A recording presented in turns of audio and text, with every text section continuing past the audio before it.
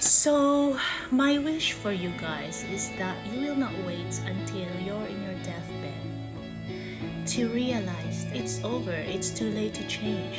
There's a social experiment about prisoners of war. During those days, the study was about who survived the most, the struggles inside the prison.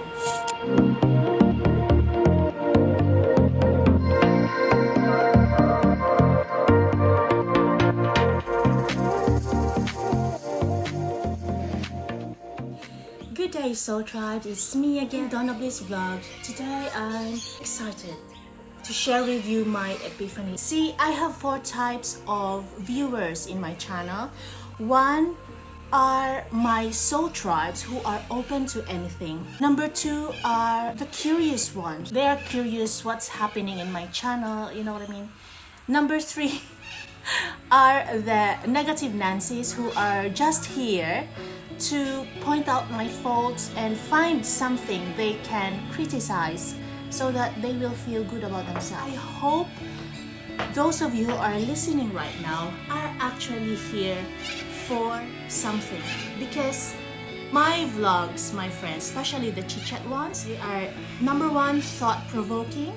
Number 2, they are triggering to some. I feel for these people who get triggered or who got triggered with my vlogs, because I remind them of where they are, where they're not free, where they need to develop.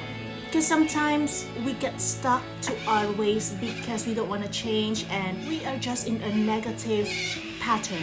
Like, you know, we are okay with not changing. It's easier because it's the pattern. It's so used to negative patterns. And then number 3, most of you who actually finishes my vlogs, you find my vlogs very inspiring because it made you think that, oh my gosh, yes, there's a light bulb that usually comes to you when you listen to me. Whatever it is that I said to you, like 1 paragraph or 1 sentence, you incorporate it to your life. This vlog is for you. For those of you who are new here, I've gone to therapy because of my anxiety, and so some of my therapy advices I share to my viewers, and this is one of them. I may sound a little bit too much or cuckoo to some because it's a little bit too spiritual. I incorporate my therapist. He had a training at Harvard because he's an author of, it's called The Negative Thinking, something like that, because he made me read his book.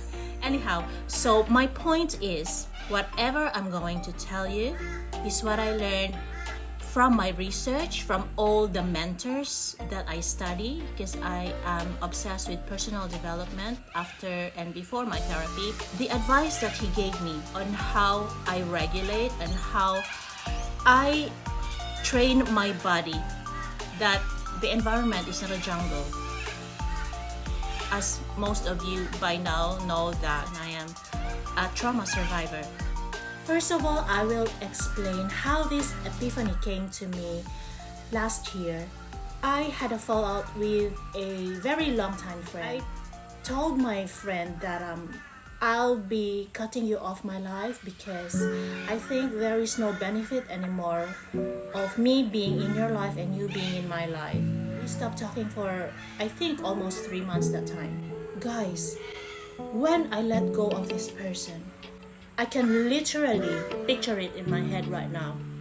I was sitting on our couch and just suddenly the trauma that I had in my past, 3 of it, just came to me like a bulb, light bulb. And there was an explanation why it happened. It was like a download that was downloaded to my brain that, oh my gosh, almost 2 decades of my life, I never really had an epiphany quite like that. And it was because I let go of a baggage. I let go of a person who I thought was not beneficial to my life, when actually he triggered it. He was the catalyst of my epiphany. And so, how do we create heaven on earth? Or what is the secret? I can only speak for my experience. I've always collected moments ever since I was a kid. These moments are like gold nuggets inside my pocket, right? When I say heaven, it's a feeling, a heavenly bliss, a feeling that you feel heard, that you are not alone. This is the definition of heaven that I'm trying to tell you about. It's not about, that feeling when you had your car, that feeling when you ate the biggest meal of your life. Okay, I'm gonna give you a very good example of the moment that I'm trying to explain to you. See, there's a social experiment about prisoners of war. During those days, that the study was about who survived the most, who survived the struggles inside the prison, and who lived the most. People who had loved ones survived because of these memories, because their heart is longing for that loved one, to make memories again, to make these moments again. They cannot wait to get out of that prison. Have you ever watched a movie when somebody said, I would give anything to live that life again, or to have that moment again with my mom or with my daughter or son? That time, and then all these memories in your head, it will play over and over, and your body has that chemical to look for the future and to survive one more day in prison. This is the kinds of moment I'm telling you about. That's why I need you to imagine these moments when you are so sad, when you are so depressed. What made you, or what makes you go on? What makes human go one more day and say, I want to feel that way again? And that is exactly the kind of moment. Some of you who's lost someone and is grieving so much because of that loss, have these little moments when you say, I'd give anything to have that simple moment that my mom was cooking for me, or that laughter, or that joke that somebody said that you cried because of so much laughter. Oh my gosh, this is the kind of moments that I really, really treasure, and it involves laughter, and it involves that kind of childlike energy. Love and laughter are the highest frequency that you can get, because it's like a big fuel to your brain and heart. And this is where my therapist comes in. He taught me about the breath work. He said that when I'm doing the breath work, I need to have a one moment in your life that every time you think about, it will brighten up your whole mood. My kids' laughter, and when they're so happy. My daughter Madison, when she laughs, is so contagious. And so every time I'm doing my breath work, I'm supposed to do it 8 times a day. And so I had to think of my daughter's laugh 8 times a day, because that's what my happiness means. That's the moment that I treasure so much. And when my son is in the zone, when, looking at his wild insects, and there's such a pure joy in his eyes and his smile. And that's the kind of moment that I think about when I do my breath work. I am sharing this with you because this will work out when you create heaven and earth, especially when you're in your lowest point of your life. That's all you need to do. Just look at those moments. Moments will uplift you. It's like grounding, right? The definition of grounding is when you put your feet on the ground, on the grass, or put your feet or your body on earth, or when you are swimming in the river. Because we humans are like cell phones. When you recharge cell phone, they go to 100% battery again, isn't it? So we as humans, when we do grounding, we become 100% again. Creating heaven and earth is just like that. Just have your own world, recreating, reliving the past Or if you cannot even think about the past because it's too painful for you, create a new one right now, anytime you like. Maybe today you wanna cry, okay, just cry today. Tomorrow you can create a new memory. It's a new day, a new opportunity. We also create heaven on earth when we connect with pets or animals. I'm one of these kind of people. When I see wild animals that I like, I'm like filled with so much joy. It's like I'm a kid, looking at a candy store. Just like that. One example of moment is there's a specific vacation.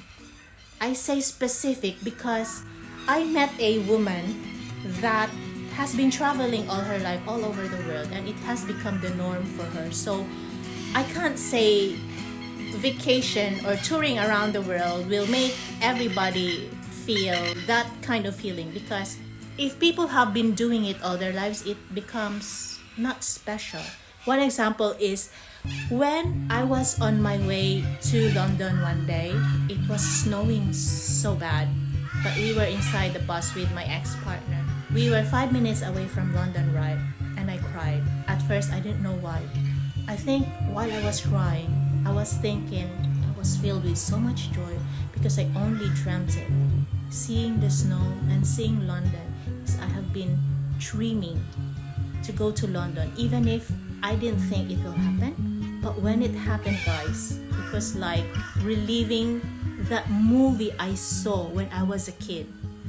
And so this moment when I was crying, I always relive it whenever I feel sad or whenever I feel depressed, because it's my kind of grounding. It's reliving my heaven on earth when I felt that.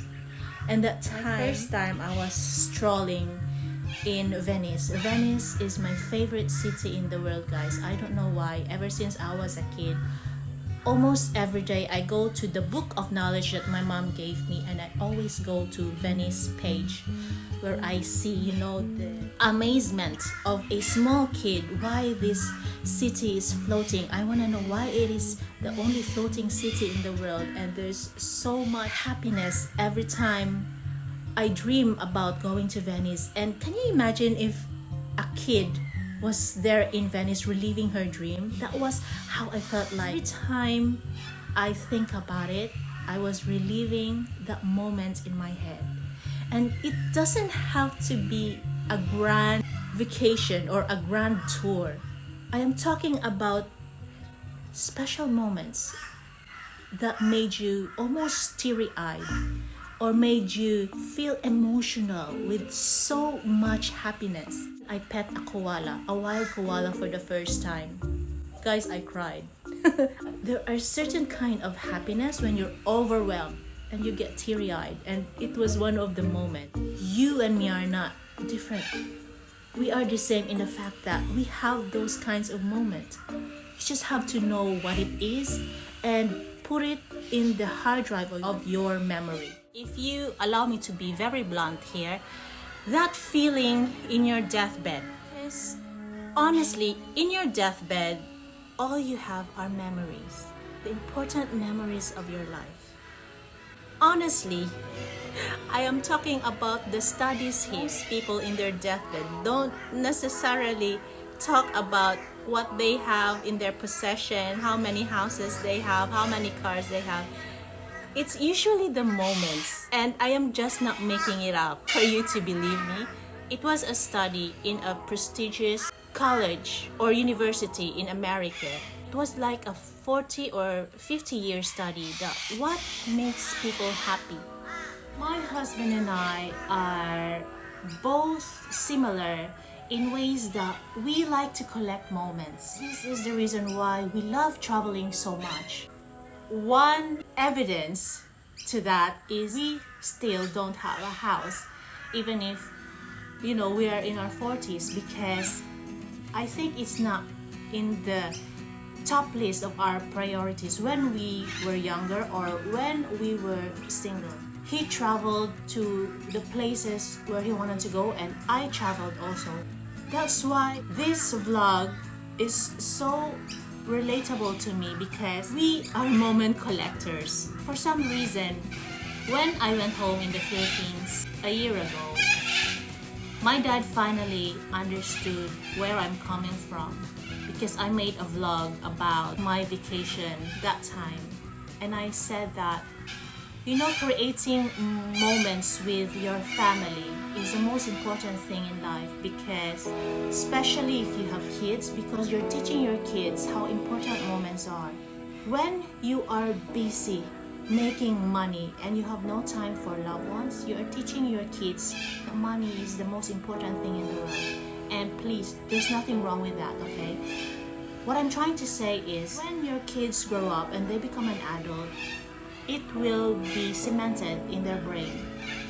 And so when you are old and when they are busy with their lives and also being busy making money, maybe you will think, where are my kids? Why are they not visiting me? And maybe, just maybe, you may or may not be one of these people. Why are they not visiting me? It's because you've already programmed them to be who you were when you were young, when you were busy with money, making money. Other things are more important than family. There's nothing wrong with that. Please forgive me if I've offended you. Maybe there's nothing wrong with that. But what we're talking here is creating moments. I know some of you will not be able to relate with me because we are not yet in our deathbed. What I'm trying to say is, people who have gone there have been trying to tell us what's important when we are in our deathbed.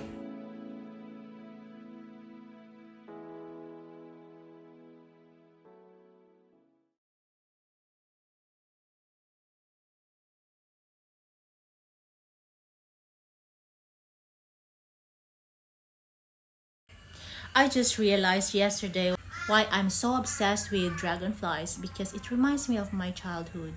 I used to grow up in a very small town with a small stream, and me and my neighbor, we used to go there and just watch the river, and there were so many dragonflies around.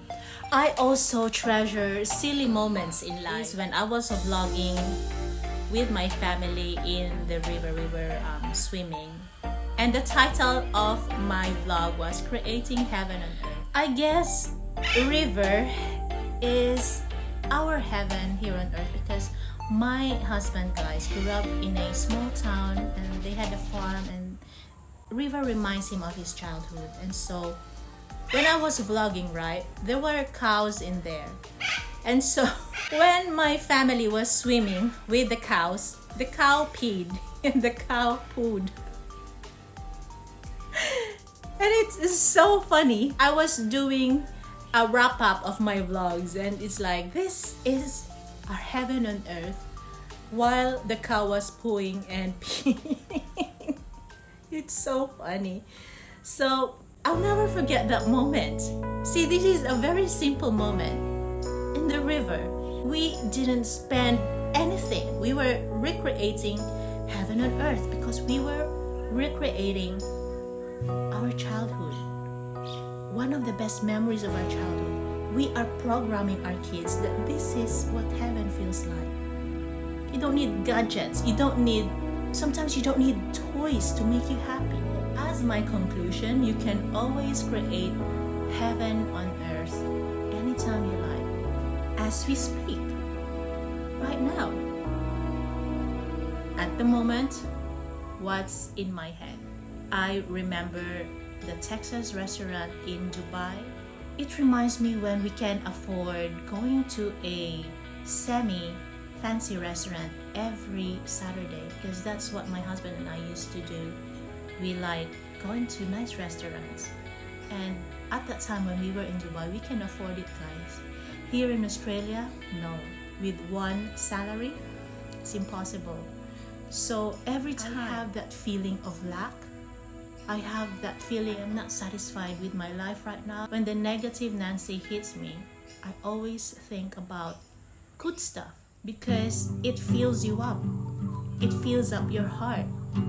it makes you, okay, I'm reliving the past. It's okay. I'm creating heaven on earth. And so that's how you help yourself. You help yourself level up and make your frequency higher. And so that's why I said to you, some people feel like this vlog is full of BS because they are still in that mode where they want to grieve something or they want to get stuck on something, and you know, the victim mentality, when nothing's happening for me, nothing's happening that's good right now, and it's okay. I cannot help people who doesn't want help. I cannot help that friend of mine who just want to be left alone. So instead of me being upset that I want to help but my help is not needed, I'm sharing it with you now because I think one of you or a dozen of you will find this very helpful. Because some of you will think, why is it that some people barely have anything and they're so happy? Why is it that I have the best car in the world, I have the best house in the world, I have the best job in the world, I have the best family in the world, I'm still unhappy? And it's because what's in here, guys. You can have all the money in the world when you're not satisfied, when you're not content. What's the difference of you and the man in the mountain? The man in the mountain is content with what he has. He doesn't even have a TV, but he's content.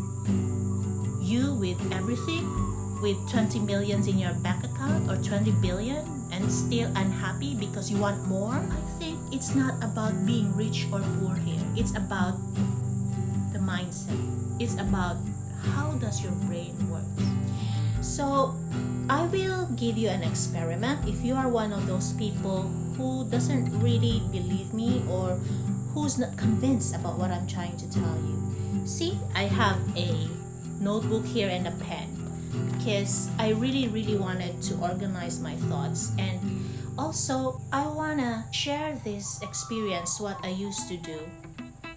I share this with my best friend about listing the things that makes you happy in the past. You say 1, 2, 3, 4, 5. I am sure you got some.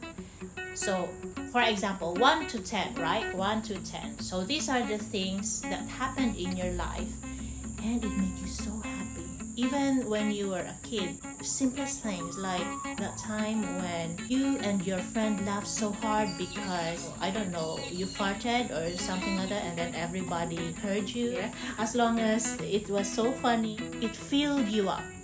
That's what I'm trying to say. And so every time you feel depressed or you feel like that victim mode again, go to your list and then you read all your list, imagine it. And this becomes your practice, right? So when you do it more often, maybe once or twice a day or more than that, it becomes a habit. And when it becomes a habit, you will thank me because it will help you snap out of any negative, depressing feelings. And I hope that one day, for those of you who are open to, other ways to cope up with life, find this very helpful because that's my wish for you, my friends. Thank you for being with me today and listening to my epiphany. See you again on my next vlog.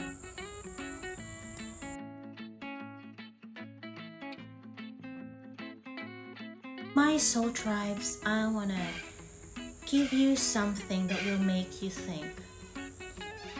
Live like you're dying.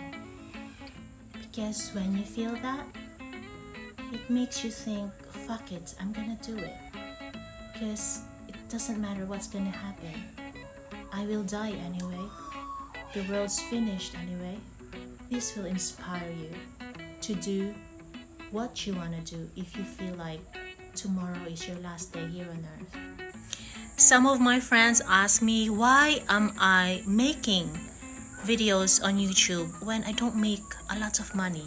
Actually, I don't make money, guys, although I am monetized, but I also pay for my own music. That's why I don't make money, because my YouTube music is like $20 because I want a specific kind of music. See, creating or editing videos here in YouTube is like painting for me. And when you create moments that makes you forget time, it's like time just passes by. 2 or 3 hours of my editing time sometimes just passed by, and I didn't know where the time went. So that's how I create a life that I think is fulfilling. Some of you may think being a stay-at-home mom is so boring. No, it is so fulfilling because I see my kids grow up as a good human being. And I also have this YouTube channel that I can be creative. It's like my creative release. It's like I am painting and sharing my painting to everybody else. This is how I created a colorful life in spite of everything I've gone through.